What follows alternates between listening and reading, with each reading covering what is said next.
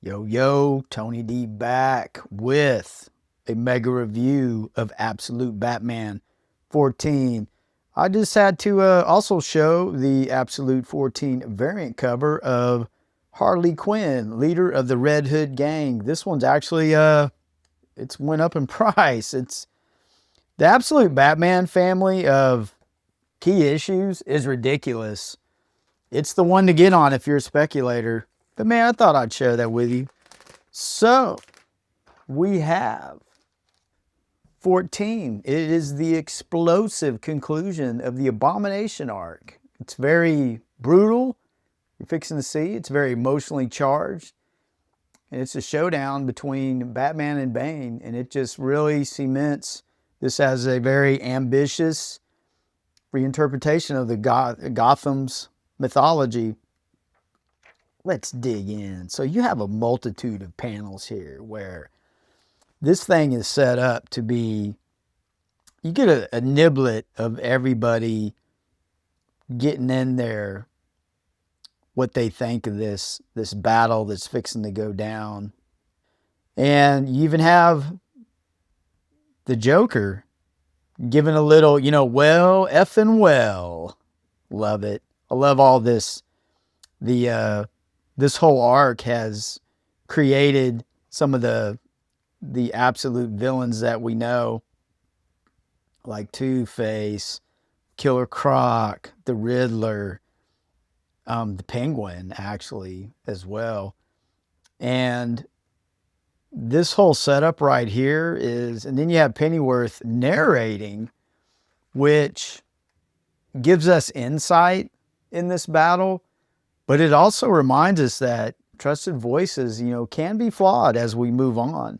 So, totally love this splash page of a venomized Batman. We'll get to that. So, a lot of this is set up where this is like Venom is trying to conclude his place in where he can rest. This is something he has to do. And we'll get to more of that as well. And Catwoman is also, all the players are in this issue. And this is being called out as, or the mayor is calling out, or it's just being, he's saying it's not happening, but it's like, okay, this is where they're going to have their battle. It's going down. And here you have another cameo of Grayson right there. I always find that interesting. Like, you don't hear much about that, like on CBR or Bleeding. He's had 2 cameos so far. Well, we'll see where that goes to. But he has like an attitude against this absolute Batman. So it is very publicly called out where these two are in an arena. Gotham is seeing it. So it's very much exploring the themes of public accountability, corruption, and resilience. And this battle is so epic that, Batman is relying on other people, which it's not something we're strangers to, but it's all there. And it's Batman relying on strategy and more of his cunning and smarts than just sheer brutality. And Bane is, Bane does resemble brute force and intimidation, but his real weapon is fear. And Batman, with his sheer refusal to yield to it, is his psychological counterattack. That's the way it's been through this whole series. And I mean, he even brings a building down upon Bane. And, oh, this is so crazy. Like right here, he brings a building down. The whole strategy is to get Bane to use up his venom. And he even uses his I love his Batmobile, that big like truck. Like he harpoons him. It is extremely brutal. And Bane has like this extreme healing factor as well. Whatever he does to him, it just heals back. Like this is a very gruesome and grotesque example where Batman takes his eye out and it grows back. And this is where you have Alfred Pennyworth in his narration. It's grounding. As we find out, it's not as reliable as it appears on the surface. And I'll get to that towards the end. I'm saying that, and you probably don't understand it, but towards the end, it'll come full circle.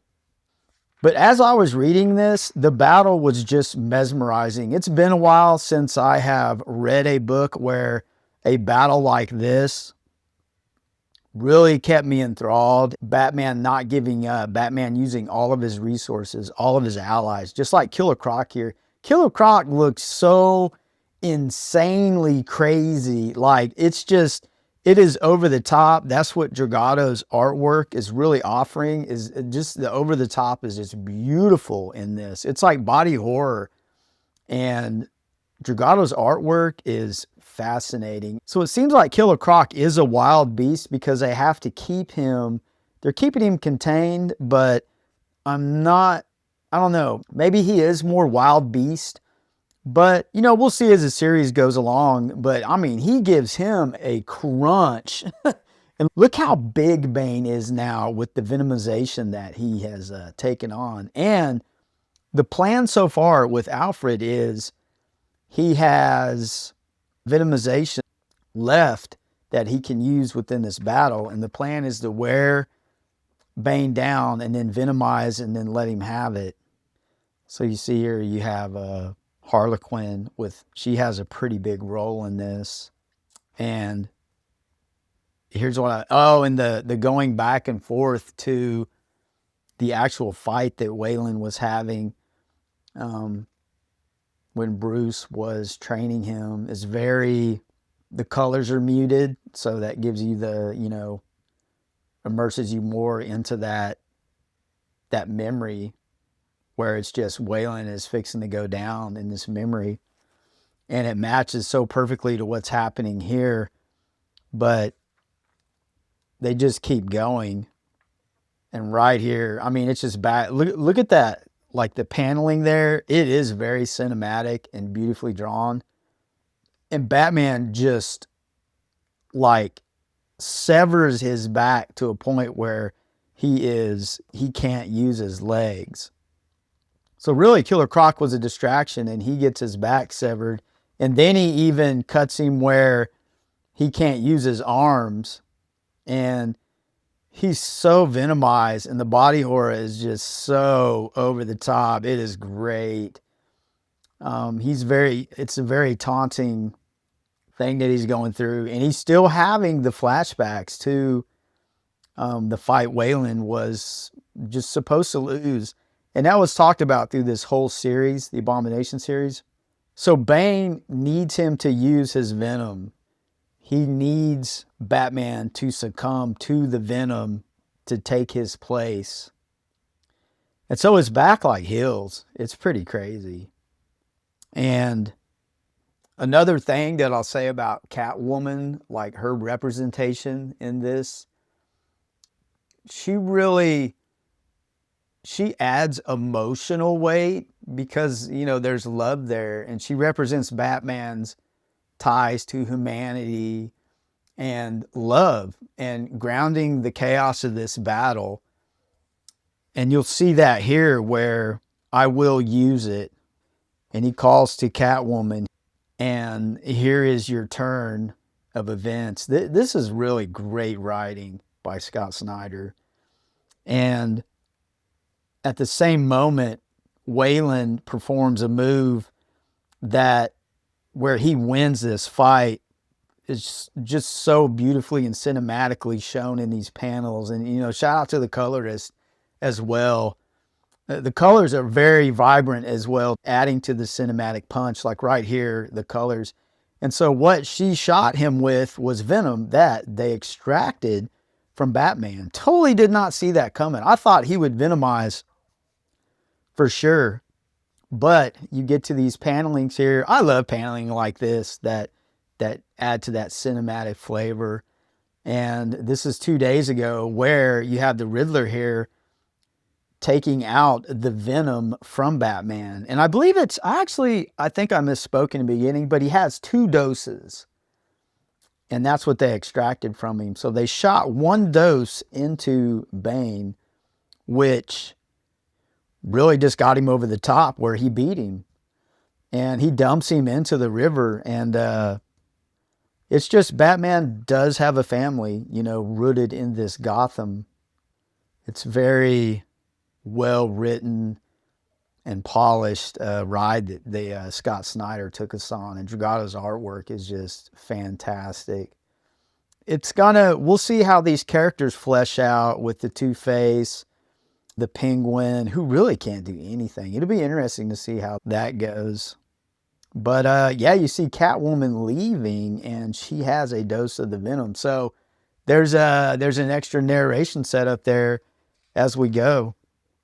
And then you get this ending here that is so brutal and so, I think, necessary to show you just how evil the Joker is.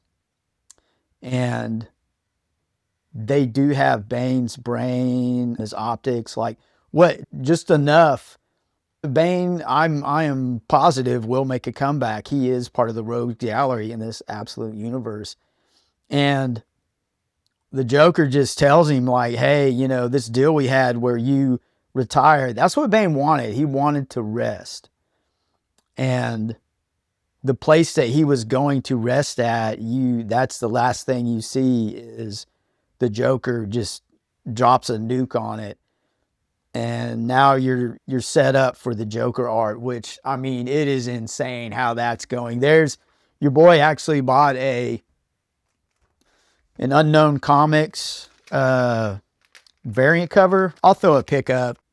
So, to wrap it all up, this is truly a masterclass in climactic storytelling. When you got an art that's been building up, this is how you do it. This is how that crescendo of just fantastic comic book storytelling and art. It's combining blockbuster spectacle. There's a lot of layered character work going on as well, a lot of thematic depth, very bold narrative choices that Snyder delivers to us. And it's not just a fight, it's a statement that Batman's battles are never about the fist. Truly, it's more about ideals, identity, and the city he refuses to abandon. Gotham City is always a fulcrum, like a key point for Batman. And that's what I love about Batman too, is that he loves his city. Scott Snyder really gave us a must-read payoff in this issue. And if you're new, it's a perfect example of how about modern Batman stories can be both mythic and deeply human.